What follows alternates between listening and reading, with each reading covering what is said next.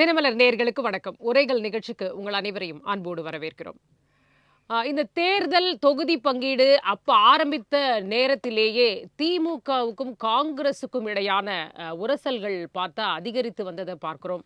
ஒரு தரப்பினர் காங்கிரஸ்ல எங்களுக்கு ஆட்சியில பங்கு வேண்டும், அதிக சீட் வேண்டும் அப்படின்ற கோரிக்கைகளை தொடர்ந்து முன்வைத்தார்கள். ரொம்ப இழுபறியா இருந்தது அவங்க தொகுதி பங்கீடு நடத்துறதுலயே அப்படின்ற ஒரு விஷயத்தை பார்த்தோம். அப்புறம் அதுக்குள்ளர சிதம்பரம் அவர்கள் உள்ள வராரு. உள்ள வந்து அதுக்கப்புறமா தான் அவங்க தொகுதி பங்கீடே அதுக்கப்புறம் ஒரு இரவுல வேக வேகமாக வேட்பாளர்களை அறிவிக்க வேண்டிய கட்டத்தில் டக்குன்னு ஒரு சைன் பண்ணுறாங்க, டீல் முடியுது அப்படின்ற ஒரு விஷயங்கள் எல்லாம் பார்க்குறோம். அதுக்கடுத்து வேட்பாளர்கள் தேர்வுலையும் பார்த்தா ரொம்ப நாள் கடைசி வரைக்கும் ஸ்டாலின் அவர்கள் பிரச்சார பயணம் போகிற போது கூட வேட்பாளர்கள் இல்லாமல் காங்கிரஸ் கூட்டணி வேட்பாளர்களுக்கு வாக்களியுங்கள்னு சொல்கிற விதமாக இருந்தது பார்க்குறோம். இந்த உரசல்கள் ஒரு புறம் இருக்க, இன்னொரு புறம் ராகுல் காந்தி அவர்கள் தமிழகம் வருவாரா அப்படின்ற ஒரு மிகப்பெரிய கேள்வியும் இருந்தது அப்படின்னு பார்த்தோம். அதுக்கு வந்தார். ஆனால் ரெண்டு பேரும் ஒரே மேடையில் தோன்றுவார்களா ஸ்டாலின் அவர்களும் இவங்கன்னா அது கடைசி வரையும் நடக்கலை அப்படின்னு பார்க்குறோம்.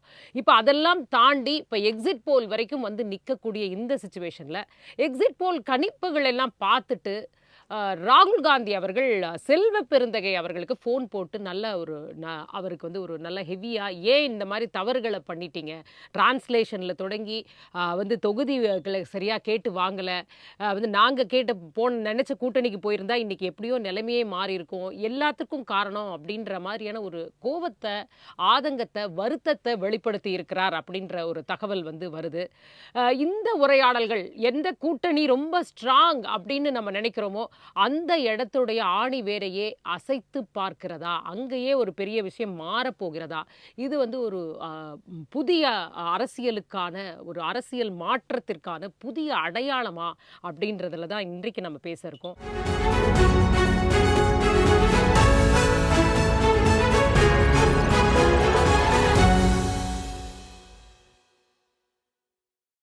நம்மோடு அரங்கில் இணைந்திருக்கிறார்கள் காங்கிரஸ் கட்சியின் திரு நந்தகுமார் அவர்கள். வணக்கம் சார். வணக்கம். மற்றும் பத்திரிகையாளர் திரு ராமன் அவர்கள் நம்மோடு இணைஞ்சிருக்காங்க. வணக்கம் சார். நந்தகுமார் சார்ட்டு ஆரம்பிக்கலாம் அப்படின்ட்டு. என்ன சார், ஆரம்பத்திலிருந்தே இதாக இருந்தது, செல்வ பெருந்தகை அவர்களால் தான் நிறைய குழப்பம் அப்படின்ற மாதிரியான விஷயங்கள் தொடர்ந்து பேசப்பட்டு வருகிறது. அவர் இப்போ இந்த விஷயங்களை கொஞ்சம் சரியாக ஹேண்டில் பண்ணியிருக்கலாமா அப்படின்ற ஒரு கேள்வி இருக்கிறது. இன்றைக்கு ராகுல் காந்தி அவர்களே நேரடியாக கோபத்தை வெளிப்படுத்துகிறார் அப்படின்னு வருது. உண்மையில் என்னதான் நடக்குது காங்கிரஸ்குள்ள? இன்னைக்கு ராகுல் காந்தி அவர்கள் பேசியதாக நீங்கள் சொல்லும் விஷயம் ஒரு ஒரு ஒன்றரை மாதத்துக்கு முன்னாடியே சொல்லப்போனால் தேர்தல் நாங்கள் திமுக கூட தான் போக போகிறோம் அப்படின்னு முடிவு பண்ணுறதுக்கு முன்னாடியே இருந்து இது இந்த காங்கிரஸ் தொண்டரின் மனநிலை, அந்த மனநிலையை யூகித்து காங்கிரஸ் தொண்டரோட எண்ணத்துக்கு மதிப்பு தரணும் அப்படிங்கிறதுக்காக தான் எங்களோட தலைவரும் அங்கே இருக்க மேலிடமும் ஒரு புதிய பாதையை நாங்கள் பயணிக்கலாம்னு ஒரு முடிவு பண்ணோம். ஆனால் அதுக்கு முன்னாடியே இங்கே ஒரு ஐவர் குழுவை போட்டு இங்கே நாங்கள் பேச்சுவார்த்தை நடத்திட்டோம். அந்த நேரத்தில் ஒரு சில ஒரு சலசலப்பு ஒரு கன்ஃபியூஷன் இருந்தது. ஆனாலும் இன்றைக்கி ராகுல் காந்தி அவர்கள் இதை சொல்லியிருக்கிறார் அப்படின்னா அது அவரோட மன வெளிப்பாடே கிடையாது. தமிழ்நாட்டு காங்கிரஸ் தொண்டர்களின் குமுறல், அவங்களோட ஆதங்கம், அவங்களோட மன வலி, இதைத்தான் அவர் வெளிப்படுத்தியிருக்காரே தவிர மற்றபடி அவர் ஏன் இப்படி பண்ணீங்கலாம் கேட்கல. என்ன காரணம் பார்த்தீங்கன்னா, இன்றைக்கி தேர்தல் ஆல்மோஸ்ட் எக்ஸிட் போல் வந்ததில் நீங்கள் பார்த்தீங்கன்னா ஒரு பக்கம் பார்த்தீங்கன்னா திமுகவுக்கு ஒரு எட்ஜ் இருக்குதுன்னு சொல்கிறாங்க. நேஷ்னல் டிவிலாம் பார்த்தா அதிமுக இருக்குதுன்னு சொல்கிறாங்க. இங்கே இருக்கிற சாணக்கிய டிவியில் திமுக தான் வருங்கிறாங்க. இதுக்கு நடுவில் பார்த்தீங்கன்னா தாவேகா அப்படிங்கிறது பார்த்தீங்கன்னா ஒரு 12-20% வாங்குவாங்க. ஒருத்தர் சொல்கிறாரு 120 160 சீட்டு வருவாங்கிறாங்க. ஆமாம் வரேன்னு சொல்லுவாங்க. இன்னொருத்தர் பார்த்தீங்கன்னா ஒரு 60-70 வருங்கிறாங்க. ஸோ ஆல்மோஸ்ட் பார்த்தீங்கன்னா ஒரு 25% வாக்குகளை கண்டிப்பாக தமிழ்நாட்டில் அவங்க வாங்குவாங்க அப்படிங்கிறது ஒரு தெரியுது. ஸோ அந்த 25% வாக்குகள் அவங்க வாங்கும்போது கூட ஒரு 10%, ஒரு 12% எங்களோட கட்சியோட ஒரு மேல அதைத்தான் பிரவீன் சக்கரவர்த்தி சொன்னார். எங்களுக்கு ஒரு 12% இருக்கு, அது வரும். அது யார் கூட நம்ம கூட்டணி சேர்றோமோ, எந்த கட்சியோட கூட்டணி சேர்றோமோ அந்த கூட்டணி எப்படி மக்களோட போய் சேருதோ அப்போ பார்த்தா பலம் கூடும். இப்போ எப்பவுமே பார்த்தா ஒவ்வொரு தேர்தலில் நீங்கள் பார்த்தீங்கன்னா ஒரு ஃப்ளக்சுவேஷன் ஓட்டுன்னு ஒன்று இருக்கும். ஒரு சிலர் வந்து எந்த கட்சியும் சார்ந்திருக்க மாட்டாங்க. ஆனால் அவங்க பார்த்தீங்கன்னா எந்த கட்சி ஜெயிக்கும், இவங்க நல்லா பண்ணுவாங்க அப்படி தோணும்போது பார்த்தீங்கன்னா ஒரு 5% இந்த 6% அப்படியே அந்த பக்கம் சாயம். இந்த மாதிரி வர்றது தான் வந்து பார்த்தீங்கன்னா ஒரு அலைன மாதிரி ஒரு ஃப்ளக்சுவேஷன் ஓட்டு விழும். ஸோ அந்த மாதிரி ஃப்ளக்சுவேஷன் ஓட்டு வந்து இன்னைக்கு தாவேக்கா பின்னாடி ஒரு இளைஞர் பட்டாளம் இருப்பதினால் அதிகமாக வரும் என்ற நம்பிக்கையில் தான் நாங்கள் வந்து 12% வரும்னு சொல்லிட்டு எங்களோட பிரவீன் சக்கரவர்த்தி சொன்னார். அவர் அது மாத்திரம் சொல்லலை, தலைவாழை இலை போட்டு வடை பாயசோட கல்யாண சாப்பாடு போடும்போது ஒரு சின்ன தோசைக்கு ஆசைப்பட்டு போயிட்டோமே அவர் வந்து நீங்க கேட்ட கேள்விக்கு ஒரு அழகான பதில் அப்பயே சொல்லிட்டார். ஸோ இது வந்து பாத்தீங்கன்னா இன்னைக்கு வந்து காங்கிரஸ் கட்சி வளரணும், நாளைக்கு வந்து ஒரு வலு பெறணும் அப்படின்னு நினைக்கிறவங்க எல்லாருக்குமே வந்து ஒரு மனசு கஷ்டமா இருக்கு. இல்ல எது கேட்டாலுமே செல்வ பெருந்தகை அவர்கள்ட்ட செய்தியாளர்கள் ஏதாவது கேட்டாவே தேசிய தலைமை முடிவெடுக்கும், அங்க முடிவு தான், அவங்க தான் முடிவு எடுப்பாங்க, எல்லாமே அப்படி சொல்லப்பட்ட அப்ப அங்கதான் எங்கேயோ பிரச்சனை இருக்கு அப்படின்னு தானே புரிஞ்சுக்க முடியும். இல்ல அதாவது தேசிய கட்சிகள் எப்பவுமே பாத்தீங்கன்னா முடிவு வந்து தலைமை அங்கதான் மேலிடம் தான் டெல்லியில தான் எடுப்பாங்க. ஆனா இங்க இருந்து நம்ம என்ன வேணுங்கிறத வந்து கரெக்டா கணிச்சு அதுக்குண்டான ஒரு அனலைசிஸ் ரிப்போர்ட்டோட அங்க போய் நம்ம போய் கொடுக்கணும். அது வந்து பார்த்தீங்கன்னா எங்கள் கட்சியை பொறுத்த வரைக்கும் பார்த்தீங்கன்னா வந்து ஒரு 4-5 பேர் வந்து மேலிட பொறுப்பில் இருக்காங்க. அவங்கள வந்து அவங்களோட கணிப்புகளை அங்கே சொல்லுவாங்க. அப்போ சொல்லும் போது இங்கே மாநில தலைவர் என்ன சொல்கிறாரோ, இங்கே மேலிட பொறுப்பில் யாரெல்லாம் இருக்காங்களோ, அது உயர்மட்ட குழுவில் இருக்காங்களோ, இவங்களோட ஒத்து போகணும். அப்படி ஒத்து போகும்போது பார்த்தீங்கன்னா அங்கே வந்து அதுக்கு மேலே ஒரு கோர் கமிட்டி இருக்குது, அவங்க வந்து அதை வச்சு டிசைட் பண்ணுவாங்க. இப்போ இங்கே என்ன ஆயிடுச்சு பார்த்தீங்கன்னா இந்த உயர்மட்ட குழுவில் இருக்கவங்க எல்லாருமே இருக்கு பார்த்தீங்கன்னா புதிய பாதையை தேர்ந்தெடுத்துட்டாங்க. இப்போ யார் யாருன்னு உங்களுக்கே தெரியும். இப்போ ஜோதிமணியும் உங்களுக்கு இவர் மாணிக்கம் தாகூர், சசிகாந்த் செந்தில், இவர் பிரவீன் சக்கரவர்த்தி, இவங்க எல்லாமே வந்து ஒரு புதிய பாதை தேர்ந்தெடுத்துட்டாங்க. இப்படி போனால் கட்சிக்கு நல்லா இருக்கும், வாக்குகள் வெற்றி பெறலாம். கண்டிப்பாக வந்து நாளைக்கு ஃபியூச்சர் வந்து காங்கிரஸ் வந்து ஒரு இளைய சமுதாயத்தோடு நம்ம போகிறதுக்கு பயணிக்கிறது ஈஸியாக இருக்கும். ஒன்றும் இல்லைங்க, ஒரு சிம்பிளாக ஒரு எக்ஸாம்பிள் சொல்கிறாங்க. விஜயும் ராகுல் காந்தியும் ஒரே மேடையில் தோற்றம் எப்படி இருக்கும் நீங்கள் யோசிச்சு பாருங்க. அதுக்கு ஒரு பெரிய ஒரு என்னதான் இருந்தாலும் கடைசி ஸ்விட்ச் அங்கதான் இருக்கும்போது அந்த ஸ்விட்ச் ஆபரேட் பண்ணறதுக்கு என்ன தயக்கம் இருந்தது? இவங்க நீங்களே கிளியர் கட்டா சொல்றீங்க, தமிழகத்திலிருந்து இப்படி ஒரு உயர்மட்ட குழுக்கான விருப்பம், தொண்டர்களுடைய விருப்பம் எல்லாமே இருக்குன்னு சொல்றீங்க. அப்ப இது எடுத்துட்டு போய் அங்க வந்து கொடுக்க போறாங்க, பிரசன்ட் பண்ண போறாங்க. அப்ப அவங்களுக்கும் அந்த ஐடியா வரும்பொழுது அதை செயல்படுத்துற இடத்துல என்ன பிரச்சனை? திடீர்னு நீங்க வந்து சிதம்பரம் அவர்களை அனுப்புறீங்க, திமுகவோட பேச வைக்கிறீங்க, டீல் முடியுது. அதான் நீங்க சொன்னீங்க இல்லையா, இது உயர்மட்ட குழுவெல்லாம் முடிவு பண்ணி ஆல்மோஸ்ட் எங்கள் புதிய பாதைக்கு நாங்கள் முடிவு எடுத்துட்டோம். இப்போ நீங்கள் சொன்ன மாதிரி திடீர்னு சிதம்பரம் வந்தார்னு சொன்னீங்களா, இப்போ திடீர்னு சிதம்பரம் வந்தார். இப்போ வந்ததுக்கு அப்புறம் பார்த்தீங்கன்னா அவரு ஒரு கணிப்பை சொல்றார், இப்படி போனால் நல்லா இருக்குங்கிறார். இப்போ வந்து உயர்மட்ட குழுக்கு மேலே ஒரு கோர் கமிட்டி இருக்கு. அதில் யார் யார் இருக்காங்க? ராகுல் காந்தி அவர்கள் இருக்காங்க, சோனியா காந்தி இருக்காங்க, கார்கே இருக்காரு, நம்ம இவருங்க பிரியங்கா காந்தி இருக்காங்க, அண்ட் நம்ம கேரளா இவரு தலைவர் இருக்காரு. இவங்க என்ன சொல்றாங்க அப்படின் போது சிதம்பரம் வந்து அங்கே சொல்றாரு, இல்லை இந்த தேர்தல் இப்படி போக வேணாம், நம்ம வந்து நாளைக்கு நம்ம பாராளுமன்றத்தில் இந்த பில்லுலாம் வரப்போகுது, இந்த மசோதாக்களை நம்ம எதிர்க்கிறதுக்கு நம்ம திமுகவோட சப்போர்ட் தேவை, அதனால நம்ம இப்படி போகிறதா நல்லது அப்படின்னு சொல்லும் போது கரெக்ட் தானே? அதே சொல்றது சொல்லும் போது இது வந்து ஏன் அப்போ திமுக வந்து நாளைக்கு எங்களை விட்டு பாஜக கூட போய் சேர்ந்துப்பாங்களா பார்லிமெண்ட்ல? இப்போ வந்து இந்த மசோதாக்கு டீலிமிட்டேஷன் மசோதாக்கு காங்கிரஸ் விட்டுட்டு போய் பாஜக கூட போய் சேர்ந்துருவாங்களா அப்படின்னு யோசிக்கிறீங்க. எவ்வளோ பேர் இருக்காங்க கட்சியில்? எங்களை மாதிரி எவ்வளோ பேர் இருக்காங்க. அதை இப்படி விட்டுட்டு போனாலும் அப்போ அவங்க என்ன இப்போ இந்துத்துவ கொள்கை எதுக்குறாங்க, சனாதத்தை எதுக்குறாங்க, சமூக தலைமுறை சாடுறாங்களா எப்படி சொல்ல முடியும்? அப்போ டபுள் கேம் ஆடுறாங்க ஆயிடுமா? அப்போ மம்தா பானர்ஜி சொல்றதா உண்மையா? மம்தா பானர்ஜி தான் கிளியரா சொல்றாங்க. அந்த ஒரு முடிவு எடுப்பாங்களா திமுக? எடுத்தா இங்க என்ன ஆவாங்க தமிழ்நாட்டில்? கஷ்டம். இதுக்கெல்லாம் மேல அங்க சோனியா காந்தி அம்மையார் ஒரு வார்த்தை சொல்லிட்டான், இல்லை நம்ம கூட இவங்க டிராவல் பண்ணிட்டோம், இந்த ஒரு தேர்தல் போட்டோம். ஏன்னா 2009 அதாவது நாங்கள் 206 சீட் ஜெயிக்கிறோம், கடைசியாக ஜெயிச்சது 206 சீட்டு. அப்போ 18 சீட்டு இவங்க ஜெயிக்கிறாங்க, யார்? திமுக ஜெயிக்கிறாங்க. ஜெயிச்சோடனே 10 மந்திரி சபை வேணும்னு கேட்குறான், 10 பேர் வேணுங்கிறான். முடியாது, நாங்கள் வந்து 3 கேபினட்டும் 4 இணை அமைச்சரும் தரோன்றாங்க.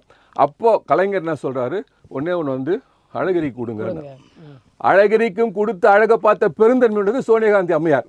இப்போ அவங்க என்ன சொல்கிறாங்க, 2009 அப்படி பண்ணிட்டோம், 2026 திமுக ஒரு தடவை வந்தா திருப்பி வராதுன்னு சொல்றாங்க.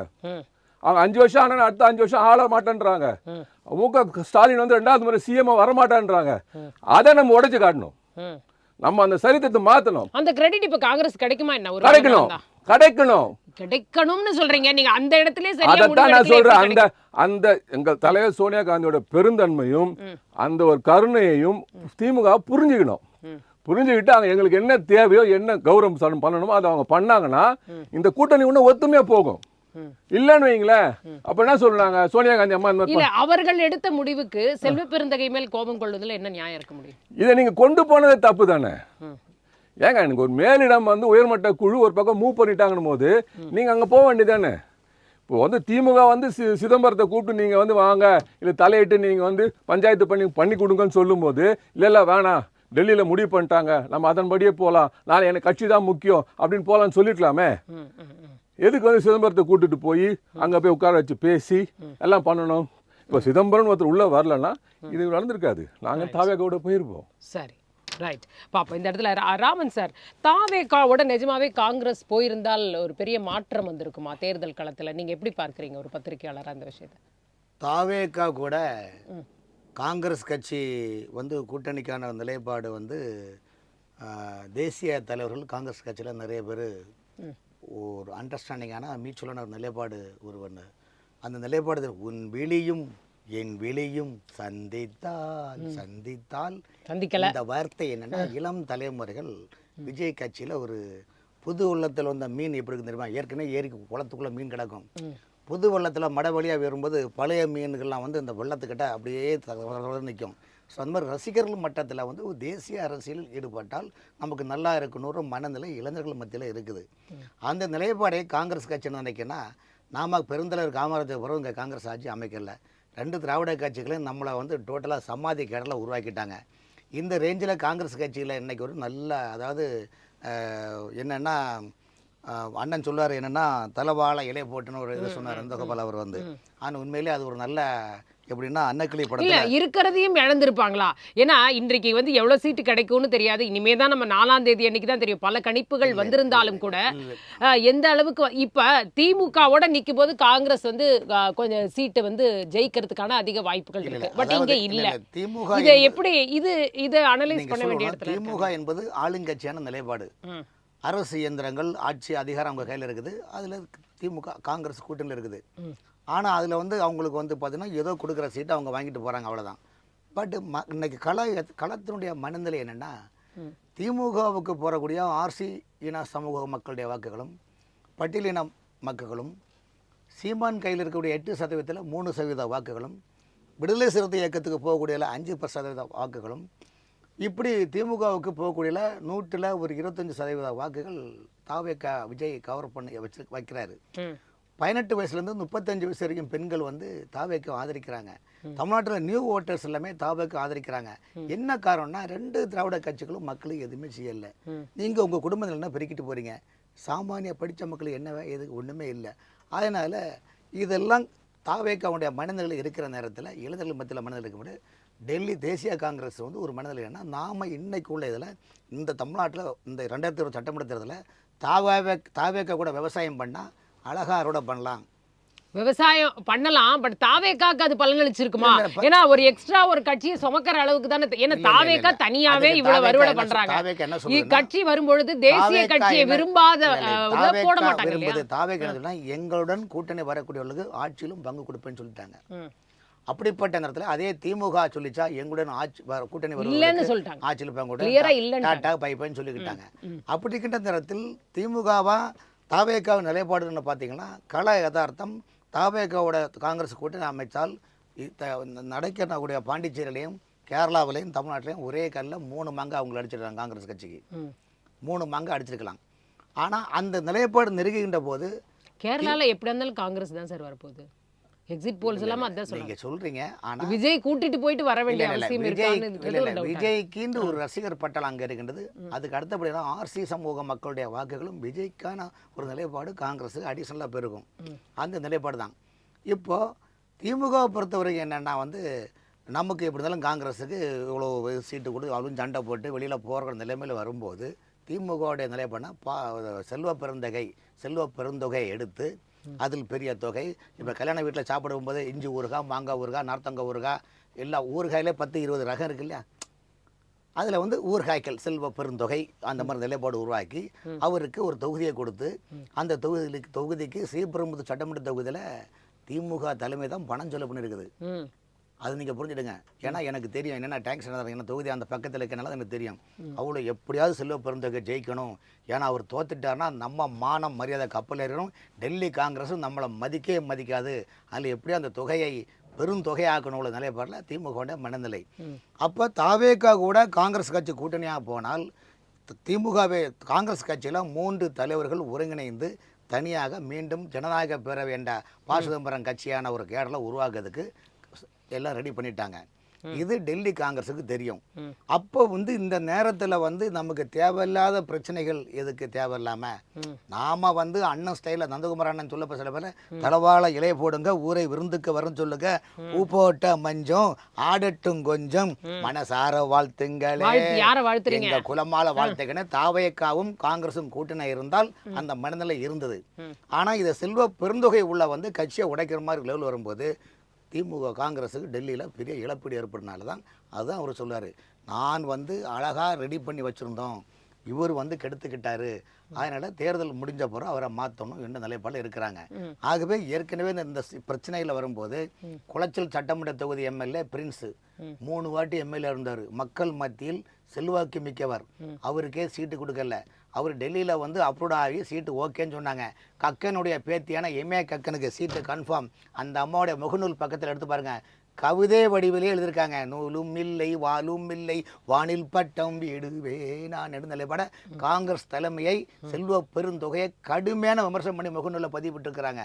இப்படிப்பட்ட சூழ்நிலையில என்ன செய்தாலும் இப்ப நீங்க என்னென்ன காரணங்கள் சொன்னாலும் என்னென்ன குற்றச்சாட்டுகள் வைத்தாலும் இன்றைக்கு அவர் கொண்டு போன வேட்பாளர்கள் லிஸ்ட் தான் சக்சஸ் ஆயிருக்காங்க. அப்படிதானே? இல்ல ஒரு விஷயம் இப்ப என்ன எவ்வளவு வெற்றி கிடைக்குதோ அது அந்த பங்கு செல்வ பெருந்தகை அவர்கள். இதுல என்னன்னா இதில் இங்கே சொல்லலாம் வாஸ்தவம் தான். அதில் ஜெயிக்கக்கூடிய முக்கியமான ஆளுகளும் சீட்டு கொடுக்காமல் அதில் அவருடைய அந்த தலைவருடைய பேரிலே எல்லாம் இருக்கின்றது செல்வ பெருந்தொகை. அந்த தொகையான நிலைப்பாட்டுக்கு உருவாகி தொகையே வா நில் கவனி புறப்படி என்ற நிலைப்பாடு உருவாகுது திமுக தலைமைக்கும் தெரியும். ஆகவே இந்த விஷயத்தில் எப்படி பிரபலமான யூடியூபர் வீட்டில் போய் மலத்தை வீசிக்கொண்டு நான் இல்லை அவர் இல்லை அவருக்கு உறவினர் ஒரு எம்பியாக இருக்கின்றார், அந்த எம்பி காங்கிரஸ் கட்சி தலைவராக ஆக பார்க்கின்றார் என்று பூனைக்குட்டி வெளியில் எப்படி வந்ததோ அதே போல் இந்த தேர்தலில் காங்கிரஸ் கட்சியில் சீட்டு யார் யார் கொடுக்குறீங்க என்பது திமுகவும் வடிவம் கொடுத்து தான் வெளியில் அனுப்பினார்கள். அதனால தான் காங்கிரஸ் நிற்கிற தொகுதியில் பார்த்தீங்கன்னா இன்றைக்கி சோளிங்கர் தொகுதியில் ராகுல் காந்தி அவர்கள் வந்தாங்க. டிரான்ஸ்லேட்டரில் ஒன்றுமே இல்லாமல் ஆகிப்போச்சு. தென் மாவட்டத்தில் கன்னியாகுமரி மாவட்டத்தில் ராகுல் காந்தி பிரச்சாரத்துக்கு வந்தார். தமிழ்நாடு காங்கிரஸ் கட்சி தலைவரை கூப்பிடல. ஆனால் இவர் அதுக்கு என்ன ட்ராமா நடிச்சாரு பார்த்தீங்களா?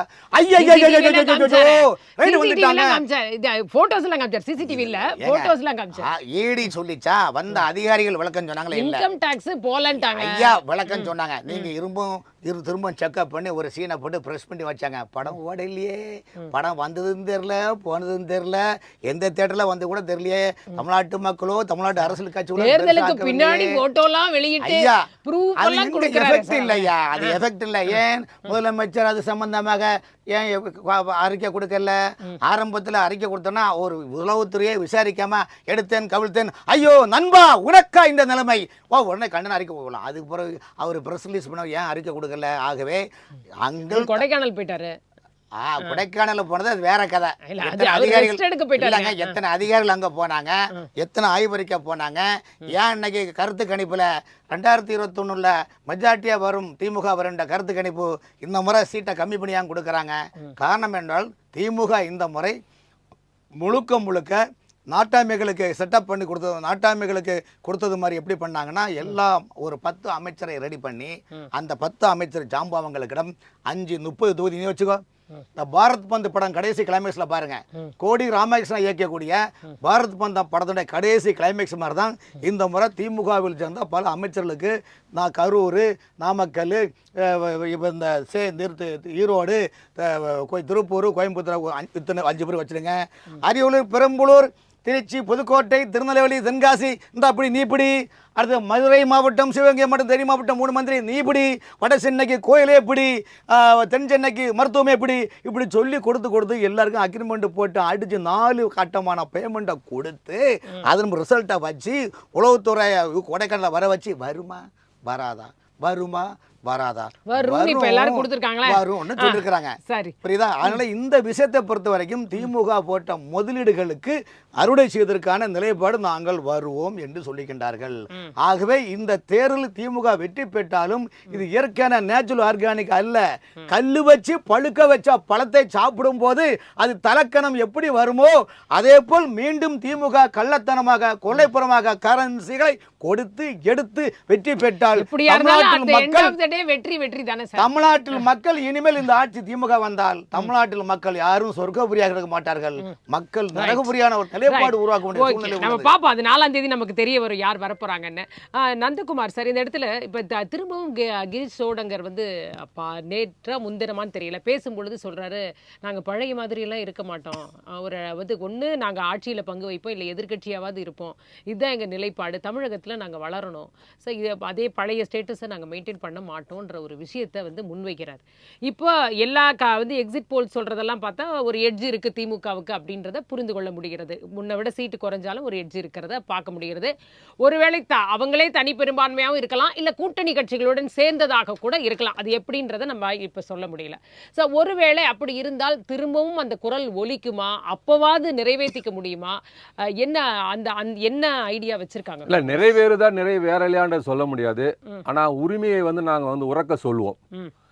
அதுக்கு காரணம் என்னன்னு பார்த்தீங்கன்னா அவரே சொல்லிட்டார், நாங்கள் வந்து பொது சேவை பண்ண வரல, நாங்கள் வந்து பொதுவாகவும் இருக்க மாட்டோம்னு சொல்லிட்டார்.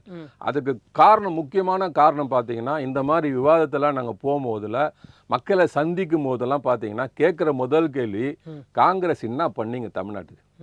எல்லாரும் கேட்குற கேள்வி. இவரோட கேட்பாரு, நீங்கள் கூட கேட்டிருப்பீங்க, எல்லாரும் கேட்டு, காங்கிரஸ் என்ன பண்ணி தமிழ்நாட்டுக்கு? இல்லை போன 5 வருஷத்தில் கூட்டணியில் இருந்தீங்களா, அந்த கூட்டணி கட்சியில் நீங்கள் சேர்ந்து நீங்கள் என்ன பண்ணீங்க? இல்லை நீங்கள் வந்து இந்த மாதிரி இவங்க பண்ணாங்களா, அது எதிர்த்து குரல் கொடுத்தீங்களா? ப்ராப்பர்ட்டி டேக்ஸ் ரிங்ஸ் பண்ண அதுக்கு ஏதாவது குரல் கொடுத்தீங்களா? இபி ஏற்றுனால ஏதாவது குரல் கொடுத்தீங்களா? பால்வெளி ஏற்ற ஏதாவது குரல் கொடுத்தீங்களா? அப்படின்னு சொல்லி எங்களை எல்லாரும் வந்து அங்கங்கே இந்த கேள்வி கேட்குறாங்க. இப்போ நாங்கள் என்ன பண்ணோம், அதுக்கு உண்டான கேள்விகள் எங்களால் சரியாக பதில் சொல்ல முடியாது. எங்கள் தலைவர் வந்து சட்டமன்றத்தில் பேசிட்டாரு, எங்கள் தலைவர் வந்து சட்டமன்றத்தில் பேச எப்படி எங்களுக்கு அதான் இல்லை காமராஜர். இப்போ இந்த மாதிரி வந்து எங்களெல்லாம் வந்து அங்கங்கே கேள்வி கேட்கறதுனால இந்த கேள்வி நம்மளே கேட்போம். இனிமேல் எதுக்காக நம்ம போய் அவங்களுக்கு இவங்களுக்கும் நம்ம வந்து பொதுவாக இருந்துட்டு பல்லக்கு தூக்கிட்டு நாளைக்கு மக்களுக்கு எதுவும் பண்ணாமல் ஒரு கெட்ட பேர் நம்ம வாங்குறதுக்கு எதிர்கட்சியாக வந்து கேள்வி கேட்போம். ஒன்றும் கூட்டணியில் இருந்தாலும் நாங்கள் சிறந்த ஆட்சி கொடுப்போம், இல்லையா எதிர்கட்சியாக வந்து எங்களோட மக்கள் கடமை ஜனநாயக கடமை ஆற்றுவோம் அப்படின்னு சொல்லி. இல்லை சார், ஒரு தமிழக காங்கிரஸ் தலைவர் மேலே இவ்வளவு வந்து நாங்கள் சொன்னாலுமே அது எடுபட மாட்டேங்குதுன்ற ஒரு ஆதங்கத்தை நீங்கள் வெளிப்படுத்துறீங்க. அப்படிப்பட்ட ஒரு தலைவரை தேர்ந்தெடுத்ததும் டெல்லி மேலிடம் தானே? இல்லை, அது ஆக்சுவலாக பார்த்தீங்கன்னா எங்கள் கட்சியை பொறுத்த வரைக்கும் பார்த்தோம், ஜனநாயக முறையில் ஏற்கனவே சொல்லியிருக்கேன், ஒரு மேலிடம் இருக்குது, உயர்மட்ட குழு இருக்குது. அந்த உயர்மட்ட குழுவில் ஒரு கிட்டத்தட்ட ஒரு 100 பேர் இருக்காங்க. அவங்கவுங்க வந்து இவர் வந்தால் நல்லா இருக்கும், ஒரு இளைஞர் வயசு கம்மியாக இருக்குது, நான் வந்தால் நல்லாயிருக்கும், இந்த சமூகத்துக்கு சேர்ந்த இவன் தான் நல்லாயிருக்கும் அப்படின்னு சொல்லி அவங்கவுங்க கொடுக்குற ஒரு ரெக்கமெண்டேஷன் தான் வந்து பார்த்தீங்கன்னா மேலிடத்துக்கு போகும்.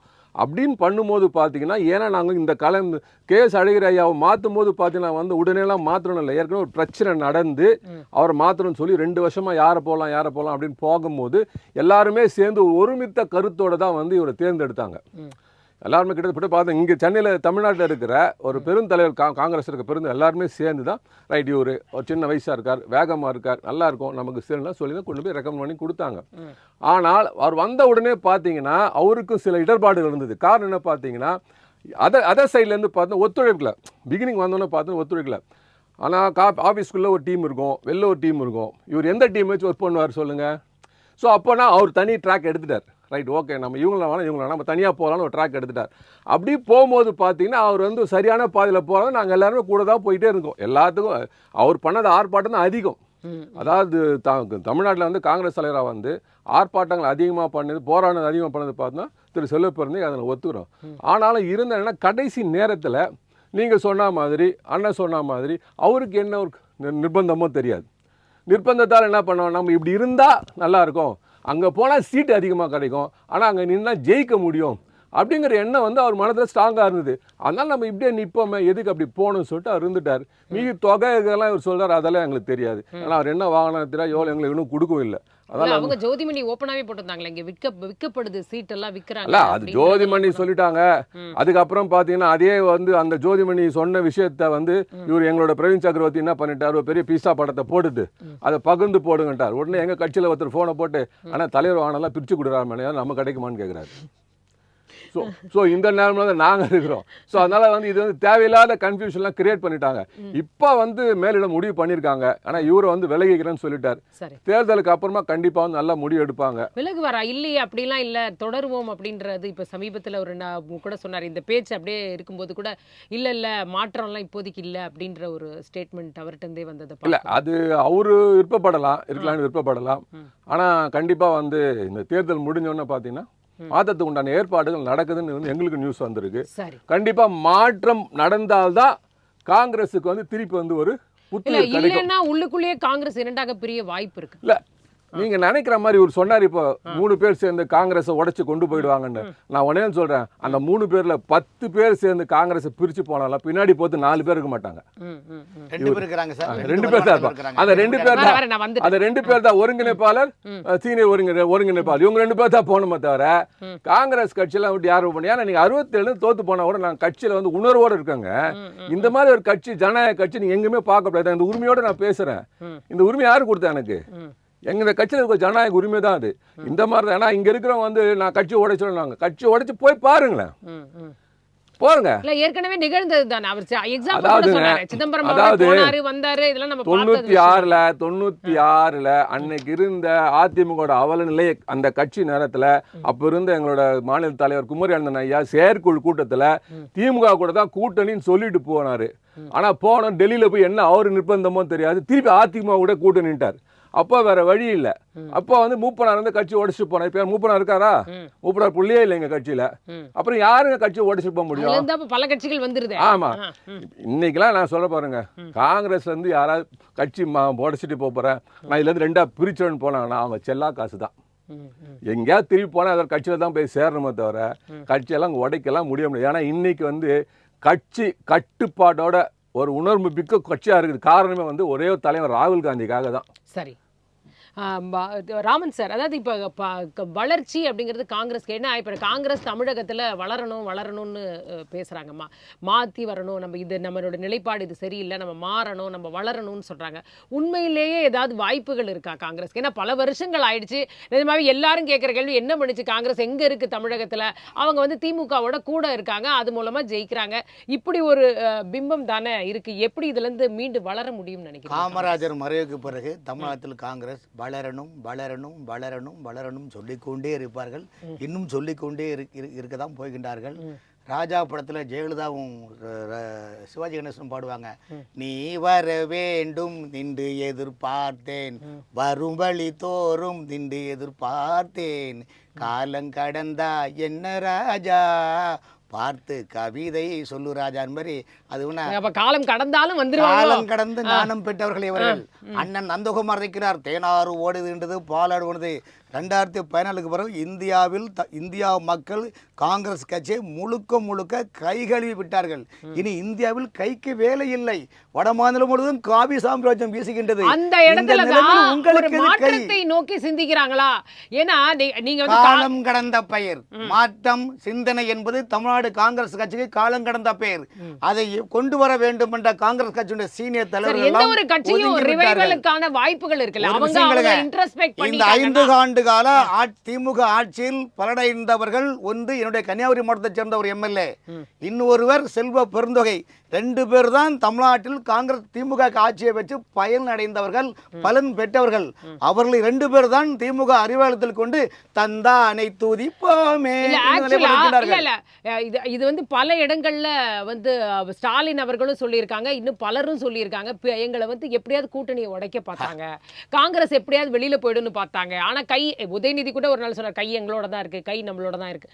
அப்போ எக்ஸ்டர்னல் பிரஷர் இருந்தது, அதை மீறி இன்னைக்கு வந்து தக்க வச்சிட்டார் செல்வ பெருந்தகை, நிறுத்திட்டாரு. செல்வ பெருந்தகை ரன் செய்தது இத்தனை நாள் வரைக்கும் அந்த காங்கிரஸ் கட்சி என்ற தலைவர் பதவியில் இருந்தது திமுக தலைமையினால்தான்.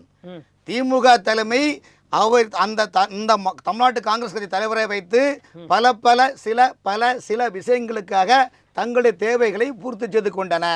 ஆகவே இன்று வரையிலும் திமுகவுக்கு எதிராகவோ தமிழ்நாட்டு திமுக மக்கள் விரோத ஆட்சிக்கு எதிராகவோ போதைப் பொருள், கொள்ளை, வழிப்பறி, நிலக்கபலீகரம் அத்தனை ஊழல்களுக்கும் தரச்சான்று கொடுத்தது தமிழ்நாடு காங்கிரஸ் கட்சி தலைமைதானே. போராட்டம் நடத்திருக்காரு. சும்மா சீனி சக்கரை சித்தப்பா சீட்டெழுதி நக்கப்பா என்று சும்மா சொல்லிக்கிறாங்க.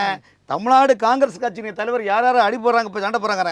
மாணிக்க தாக்கூர் கூட்டணி எந்த கூட்டணியில இருக்காங்களோ அந்த கூட்டணிக்கான வந்து அவங்கள எப்படியா இருந்தாலும் நிலைநிறுத்துறது, அவங்களோட அவங்க என்ன தவறுகள் செஞ்சாலும் அதை சுட்டி காட்டி இப்படிதானே சார் கூட்டணி கட்சி. சாமானியமான கூட்டணியோட இது தர்மம். சாமானியமான எங்களுக்கு இவ்வளவு விஷயம் தெரியுது. அந்த திமுக கூட்டணியிலிருந்து கம்யூனிஸ்ட் கட்சிகள் சொல்லத்தான் நினைக்கிறேன் உள்ளத்தால் அழுகிறேன் என்று பல மேடைகளே கம்யூனிஸ்ட் கட்சியே சொல்லிருக்கிறாங்க. ஆனால் காங்கிரஸ் கட்சியினுடைய தலைவர்களில் திமுகவை கடுமையாக இந்தளவு விமர்சனம் செய்தவர் தலைவர் என்றால் அது திருச்சி வேலுச்சாமி மட்டும் இல்லை என்று நீங்க மறுக்க முடியுமா? சொல்லுங்க. இன்னைக்கு தமிழ்நாடு காங்கிரஸ் கட்சியில் நிலவும் அடுத்த தலைவர் யாருன்னு பாருங்க. லிஸ்ட்ல இருக்கிற மாணிக்க தாக்கூர், ஜோதிமணி, செந்தில்குமார், திருவள்ளூர் எம்பி செந்தில்குமார், கார்த்திக் சிதம்பரம், இன்னும் சொன்னா அண்ணன் கூட ரொம்ப ஆசை தான் இருக்கிறாரு. ஏன்னா போன முறை சொன்னாரு, ஏங்க என்னன்னு சேர்த்து சொல்லுங்க, அண்ணன் இருக்கிறாரு, நீங்க ரெக்கமெண்ட் பண்ணுங்க இருக்கிறாரு. குளச்சல் தொகுதி 15 ஆண்டுகள் எம்எல்ஏ இருந்த பிரின்ஸ் இருக்கிறாரு. ஏன் திருச்சி வேலுச்சாமி கூட இருக்கிறார். 10க்கும் மேற்பட்ட தலைவர்கள் தமிழ்நாட்டில் காங்கிரஸ் கட்சி. நான் சொல்ற தலைவர்கள்லாம் நீங்க நிர்வாகத்தை கொடுத்துறீங்களா?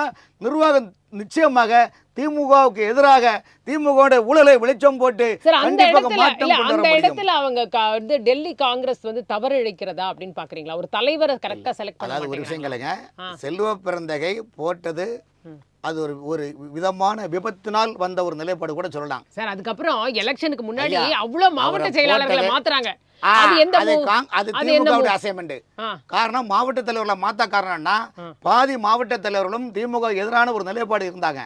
அப்ப வந்து திமுக என்ன அசைன்மெண்ட் கொடுக்குதுன்னா, உங்களுக்கு சாதகமான ஆளும் எனக்கு சாதகமான ஆளும் ஒரே கிலோ 2 மாங்க அடி மாத்துன்னு சொன்னாங்க.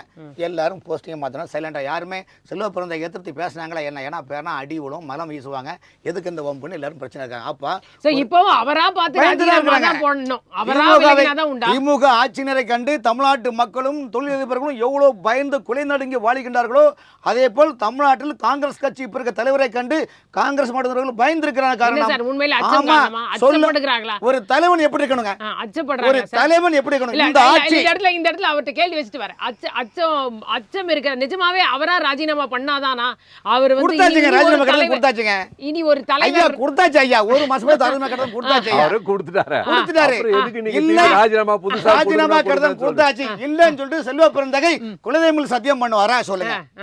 அது அவர்கிட்ட கேட்கலாம். நம்ம அதுல எனக்கு அபிஷியலா நாங்க பார்க்கலப்பா, அதனால எனக்கு தெரியாது. இல்ல இவரு போன மாசம் பேசும்போது இததான் சொன்னாரு, கொடுத்துட்டாங்க. அது மேக்ஸிமம் வந்து பாத்தீங்கன்னா கட்சி பொறுத்த வரைக்கும் வந்து ஒரு மூவ் பண்றதுக்கு முன்னாடி வந்து உங்ககிட்ட வந்து ஒரு கன்சர்ன் வாங்கிடுவாங்க. நாங்க மாத்த போறோம், நீங்க வந்து ராஜினாமா ரெடி பண்ணிட்டு ரெடி ஆயிடுங்கன்னு சொல்லிடுவாங்க. இல்ல ஒரு டைம் வாங்கி கூட வச்சுப்பாங்க. அந்த மாதிரி இருக்கும். ஆனா அவர்கிட்ட வந்து ஒரு கன்சர்ன் வாங்கிட்டாங்க, என்ன மூவ் பண்ண போறோம்னு சொல்லிட்டு. அதனாலதான் அவர் வந்து தேர்தல் முடிஞ்சவொடனே நான் விலகி போறேன் அவரும் சொல்லிட்டாரு. இப்போ தேர்தல் முடிஞ்சு வின் பண்ணாலும் சரி, அவர் தோத்தாலும் சரி, ஆனா அவர் வந்து பாத்தீங்கன்னா கண்டிப்பா வந்து கட்சியில வந்து தலைமை பதில வந்து இறங்கிடுவார். அவரே இறங்கிடுவார். இறங்கிட்டாருன்னா அடுத்தவங்களுக்கு வழி விட்டாருன்னா எப்படி தெரியுமா? இல்ல ஒரு நிமிஷம், இல்ல டைம் இல்ல நமக்கு, நான் வரேன். வந்து இப்போ வேற மாற்றத்திற்கு தயாரா இருக்கா காங்கிரஸ்? இப்ப இல்ல இந்த இடத்துல இப்ப ஒருவேளை ஜெயிச்சிட்டாங்க திமுகனா அப்படியே நீங்க திரும்பியும் அதே பயணம்? இல்ல அப்படிலாம் வாய்ப்பு இல்லை. இப்போ நாங்க ஏற்கனவே மாற்றத்தை நாங்க ஆரம்பிச்சிட்டோம். நாங்க கிராம கமிட்டின்னு போட்டு கிட்டத்தட்ட 74 டிஸ்ட்ரிக்ட்ல நாங்க வந்து ஒரு கமிட்டி கிரியேட் பண்ணிட்டோம். அதுல இருந்து பாத்தீங்கன்னா நாங்க வந்து காங்கிரஸ் தொண்டர் படைன்னு ஒரு இளைஞர் படை ஒன்று தயார் பண்ணிட்டு இருக்கோம். ஸோ இதெல்லாம் பார்த்தீங்கன்னா அடுத்ததாக நாங்கள் கொண்டு போகிற திட்டத்துக்கு நாங்கள் என்னென்னலாம் பண்ணணுமோ அதை வச்சு நாங்கள் வந்து செயல்படுத்த போகிறோம். ஸோ அப்படி பார்க்கும்போது பார்த்தீங்கன்னா ஒரு தலைமை மாறுதுன்னா அந்த தலைமை கீழே வந்து கண்டிப்பாக வந்து போர் படை தளபதிகள் மாற்றப்படுவார்கள். அப்போ மாற்றப்படும் போது அவங்களுக்கு சில ரெஸ்பான்சிபிலிட்டி கொடுக்க போகிறாங்க. அவங்க டிஸ்ட்ரிக்ட் வைஸ் எடுத்துக்கிட்டு பண்ண போகிறோம். அது வந்து கண்டிப்பாக பார்த்தீங்கன்னா எங்கள் மக்களால் தேர்ந்தெடுக்கப்பட்டு நாங்கள் கட்சியில் கூட்டணி ஆட்சியில் போனோம்னா கூட்டணி மக்களுக்கு ஆட்சி இல்லன்றதுதான் கிளியரா இருக்கு அவங்க சொல்லிட்டு Picture போட்டோம் clear. அவங்க சொல்லிட்டு போட்டோம் எங்க உரிமையை நாங்க கேட்போம். ஆ. கூட்டணி ஆட்சி கொடுத்தாங்கன்னா எவ்வளோ மேக்சிமம் கவர்னன்ஸ் மக்களுக்காக நல்லது செய்ய முடியும் நாங்க செய்வோம். அதன் கொண்டு நாங்க அடுத்தது காமராஜ் ஆட்சி அமைக்கிறதுக்கு உண்டான எல்லா முயற்சிகளும் நாங்க செய்வோம். Right. நீங்க இதுல உங்களோட ஒருபோதும் நடக்காது. செல்வ பெருந்தகை சொல்ல போவதுன்னா பனி இல்லாத மார்கழியா படையில்லாத மன்னவனான்னு படையே இல்லை.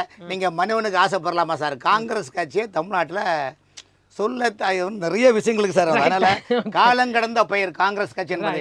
இனிமேல நீங்க 5 ஆண்டுகள் ஊழலாட்சியை எதிர்த்து உங்களோட பேசுறதுல நீங்க இன்னைக்கு வாய்ப்பு கொடுத்தா ராகுல் மாங்க காந்தி அவருடைய கோபத்துல வந்து மட்டும் அவுத்து விடுறாரு பாருங்க. கோபத்துல வந்து என்ன மாதிரியான முடிவுகள், என்ன தாக்கம் ஏற்பட இருக்கிறது, என்ன மாற்றம் வர இருக்கிறது அப்படின்றத நம்ம வரும் நாட்கள்ல பார்ப்போம். 4ஆம் தேதி கருத்து பார்ப்பீங்க. நன்றி.